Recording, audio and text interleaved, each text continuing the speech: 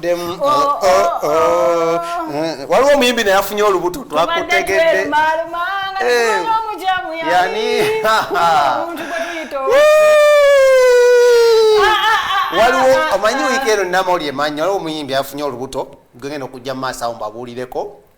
era olubuto luno lukulumuko naye tujja byogera then ennaku z'omwezi Rema one of the biggest events tulina mu guno omwezi tulina Rema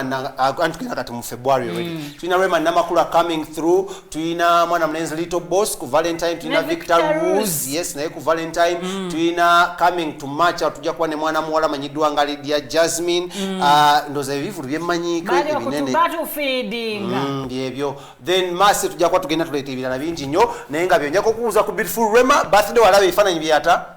abana ba social media balina akajanja n'akatinko ali mchana mafumbo twaita kumanyira mwedi sitairo nayezo pozi abantu bawulira ng'oyagala kulya pozi ng'oyambadde gomesi genda okole photoshoot n'omwagalwawo mukole pozi zemwagala stop coming online and dictating people's life to be quiet simply because tuli mu limelight nedda ensonga zadde zakusaga nayo omanyi ekibadde ku social media mbwate you can't do such what okay those angry people out there babulidwa bagala si angry abantu balinaku ku mitima kati gobina kumogena mlindako bwofero osula ku kumalalo abantu wasulayo munnange bazadde baffe bafudde nosulayo nemana envayo era namana envayo nakati toli agamba ndi mulekwango waka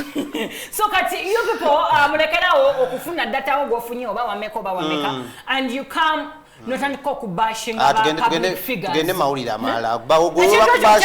kyakuluma nekambuuze omuntu nindako oli ayinza okuba badde mu bufumbo bwa mirundi ng'etaano nga bonna bukola ki bumulema naye nga takola pose zaani za Rema pose azikoze omusajja takomplaininga okitegeera tolina kyolabye akyamwina mwebale nnyo naye oyogera okitegeera nolyoka ondabira abokusala malodi awo balumwa obusungu buluma bwe balumwa kale mpulira ekinugu gwe mwana gwe naye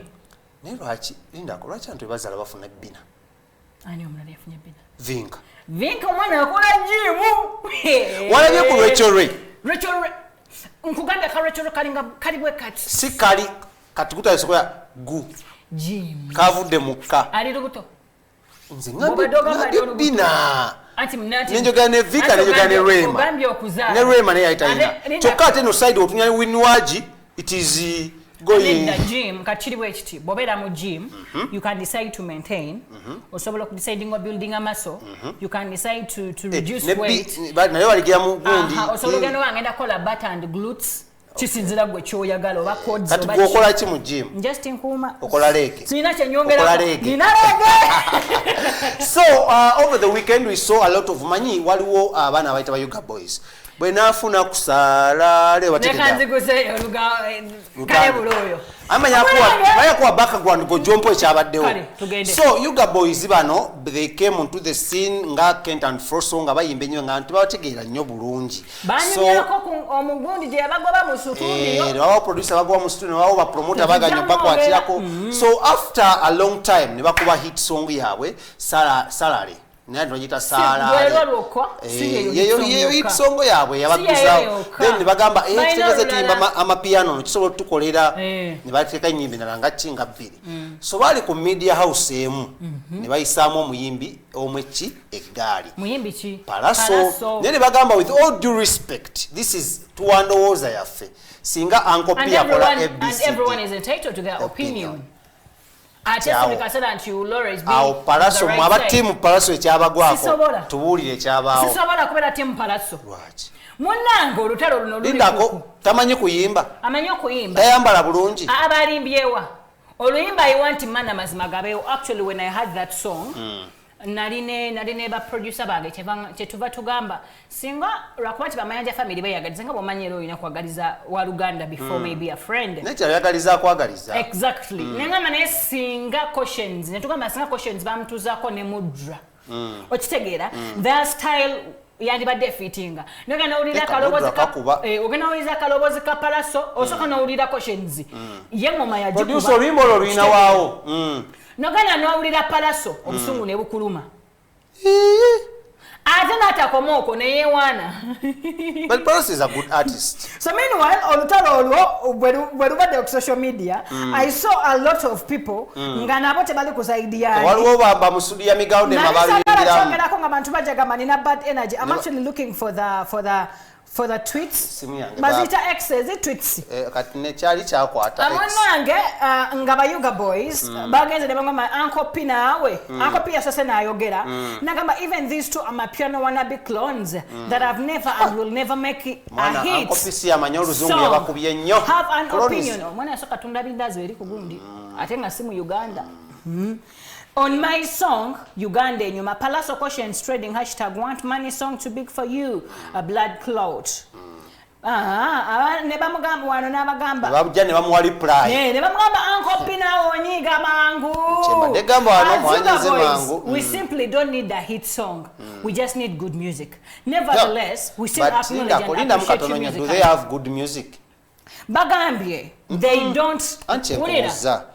They are saying they only need good music. Do they have good music? Inze, when it comes to genre yawe, sigwayo, so I won't say whether I enjoy their music or not. That is not my taste. Katika Akiguddeko ababana abayiga boys bagwa mu style babagwa mu bintu nga olaba ebya onomuvubuka wagamba fumi tempere yani.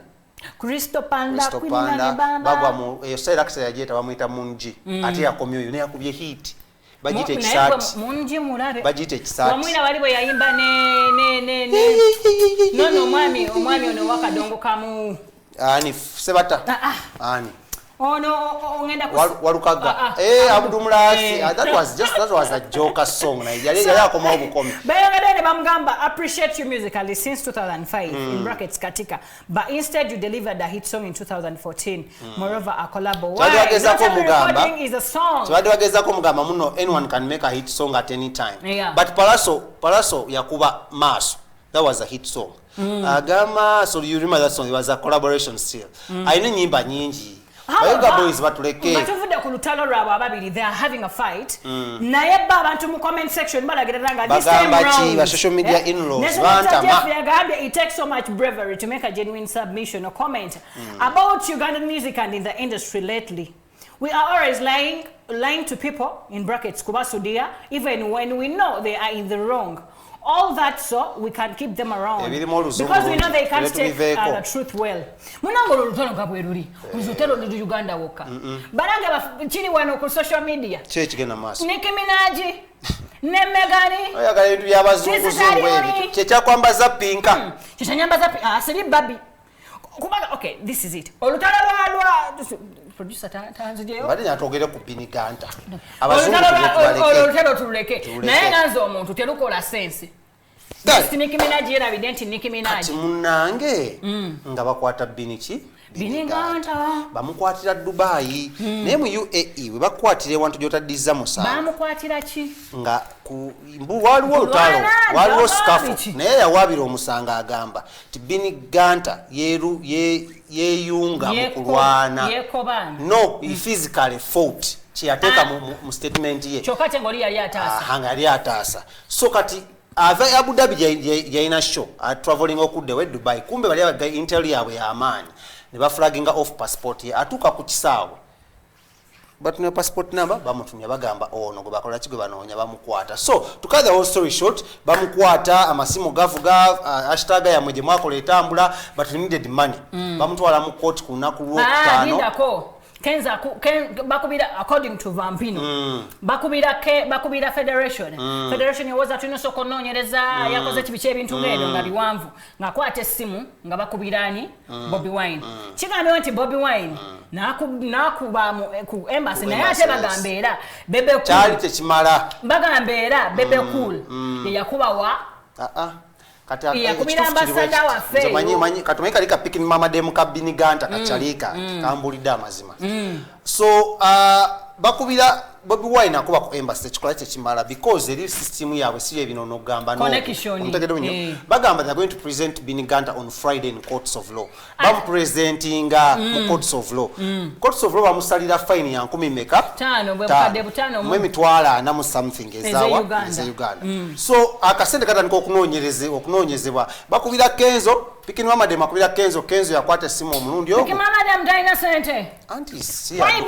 yaduka nedda wala kato si yadukanya akantu z'omwami ate gundi kati Kenzo ng'agwambala ng'ayingira ki ensiko shiba tebatawana because president yayingira ensiko so they call out Bobi Wine agamba oh okay Biniganda muntu mumanyi binia is a ghetto you tujuka yavana ekamo cyo bitegere ntyo so ngasindika akasente ngabagamba webituka ku air ticket siri mukole ki mu ngambe ngenda kwankola kinsindika sente ngabikirya linga so bebe agenda kuddamu kuba ku embassy ngabamugamba ono bamazo muta ku bail wabula bamuwadde ki bamuwadde fine yagenda okusasoma but ino reappearinga ku Monday mu koti bakuwa bail biranga temporary release so nga Bobi Wine asasula kati bebe kumba gamba tanange badenge ngagamba oh kyakabika tebamugamba nti basasudde bambagamba bili cleared cut kitegeeza naye yali yagala yamba kitegeeza naye n'omutima oguyamba bambi rasta wayamba yeah rasta wa so Bobi Wine we want to thank you for that good heart omanyi bagamba tubikolera nnyo tubikolera nnyo no side buli muntu yatute initiative akatwebaze Bobi Wine tokiteeka mulala tokiteeka producer nenda va ku show tokiteeka mu mulala leka mpiseewo Ngale webaze nange nebaze. Oliwe yagwambala lwaki tumwebaza. Sigala. Kenzo yagwambala lwaki tumwebaza. Kyo yakola njagala kwebaza omukulu His Excellency Bobi Wine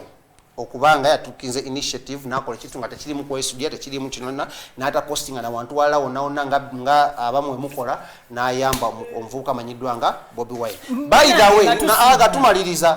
birthday njagala okuyisaawo njagala kwebaza mukulu kale soko iso birthday yani njagala okubanga mwagaliza birthday ennungi yani oyo tata wa Martini Pro happy birthday to you Mr. Collins Michael tainali achika W gender mwana naika taina not W naye yabale kuzala mwana wa mpisa actually Michael is a very humble man ate wampisa down to earth sajja wanzikiriza omwana asobola kuleetera mukamwana n'abazzukulu obalabeko baje bali olunaku lw'eggulo twa celebrating emyaka 10 weddu nga Irene Natovu ne Geoffrey Utaya honorable Geoffrey Utaya okuveeka kuuto nga bali mu ki yasana tubuulirira yaka green ne white kabadde wali ebusaabala naye nakulabidde comment ng'ebifaananyi bifulumye anti ababa bitusi badde ng'emperekeze groomsmen side ze abaana ne bagamba tusaba ne bitusi bano baveeyo balangirire kati Nabatanzi najja naye n'ateekayo ka tweet abaana bayisiza mu Nabatanzi eggaali ku Twitter Malanga tukwatagana enkya access ebinyuma bigwa byokya 10 to 11 p.m. Monday to Thursday njagala ko bazabadde mu control room